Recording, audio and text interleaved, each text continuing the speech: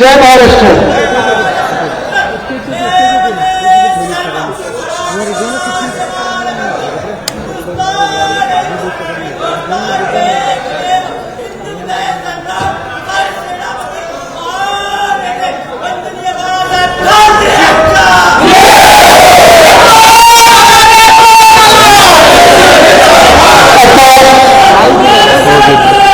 आता जेव्हा आपण सांगितलं मला तर काम झालं नव्हतं, बोलायची काही गरज नाही.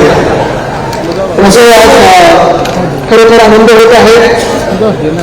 सचिन भाऊ आपण मला काही दिवसापूर्वी सांगितलं की आपल्या पुण्याचं युनिट आणि इकडचं पुण्याचं कबड्डी असोसिएशन असेल, महाराष्ट्र राज्य कबड्डी असोसिएशन असेल, हे एकत्र येऊन आणि मंचावर सगळे जे उपस्थित आपले मान्यवर आहेत या सगळ्यांच्या मेहनतीने आपण आज इथे ही स्पर्धा आयोजित करत आहोत. तसंच मला वाटतं वेटलिफ्टिंग आहे, रोलर बॉल आहे, चेस आहे, कॅरम आहे, अनेक खेळ आपण आज वेगवेगळे जे चषक आयोजित केलेले आहेत. माझा वाढदिवस हा एक निमित्त, पण मला वाटतं एक साधारण जून जुलैमध्ये आपण पाहतो माझा वाढदिवस असेल, उद्धवसाहेबांचा वाढदिवस असेल, तसं जानेवारीमध्ये माझे आजोबा वंदनीय हिंदू सम्राट बाळासाहेब ठाकरे यांचा वाढदिवस, जे माझ्या आजोबांनी अनेक वर्ष सांगितलेलं आहे की पक्ष आपला कशासाठी आहे. तर 80% समाजकारण आणि 20% राजकारण, ते 80% समाजकारणामध्ये मला वाटतं मोठा वाटा हा खेळांचा असतो. राजकारणातले खेळ आपले वेगळे असतात, ते चालू राहतात. प्रेसची जी मंडळी आलेली आहे बाईट घ्यायला, ते या खेळासाठी नाही, राजकारणातल्या काही खेळासाठी बाईट घ्यायला आलेली आहे. पण हे जरी असलं तरी मला वाटतं आज इथे आपण एवढ्या मोठ्या संख्येत जे संघ आपले उपस्थित आहेत, मग महिला असतील, पुरुष असतील, सगळ्या जिल्ह्यांमधून आलेले आहेत.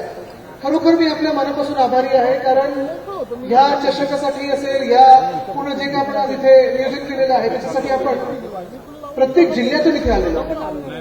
मी जास्ती वेळ घेणार नाही, कारण मी देखील मुंबई फुटबॉल असोसिएशनचा अध्यक्ष आहे आणि मलाही मूळ माहिती असतो. साधारणपणे जेव्हा असे काही आम्ही कार्यक्रम आयोजित करतो, चीफ गेस्टला बोलवतो, मनातल्या मनात आमची प्रार्थना एवढीच असते की चीफ गेस्टनी 5 मिनिटाच्या वर बोलू नये, कारण मुलांनी वॉर्मअप केला असतो, मुलींनी वॉर्मअप केला असतो, खेळायला सगळे तयार असतात, पंच सगळे येऊन टॉस वगैरे झाला असतो आणि मग चीफ गेस्टच्या हातात माईक गेल्यानंतर, बघा पंचमीती माझ्याशी सहमत आहे, चीफ गेस्टच्या हातात माईक गेल्यानंतर सगळं जे काही आपण वॉर्मअप केलं असतं ते सगळं परत थंड होऊन जातं.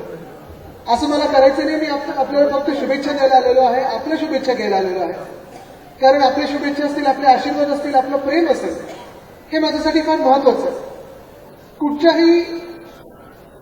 कुठच्याही कार्यक्रमामध्ये आणि खास करून खेळाच्या कार्यक्रमामध्ये मी एकच प्रेरणा घेतो, ती म्हणजे टीमवर्कची असते.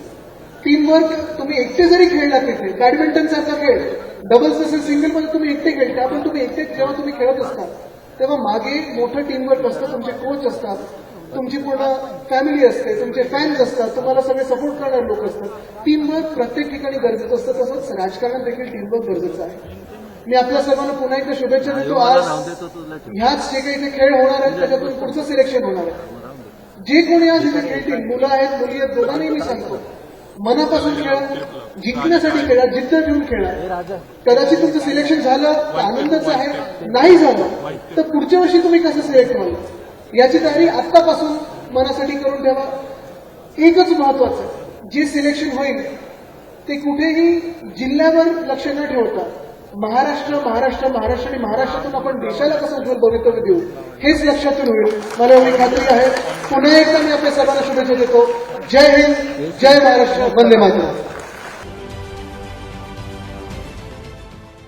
देश विदेशातील प्रत्येक घडामोडींचे लाईव्ह अपडेट मिळवण्यासाठी आता साम टीव्हीच्या सर्व सोशल मीडिया प्लॅटफॉर्मला लाईक, फॉलो आणि सबस्क्राईब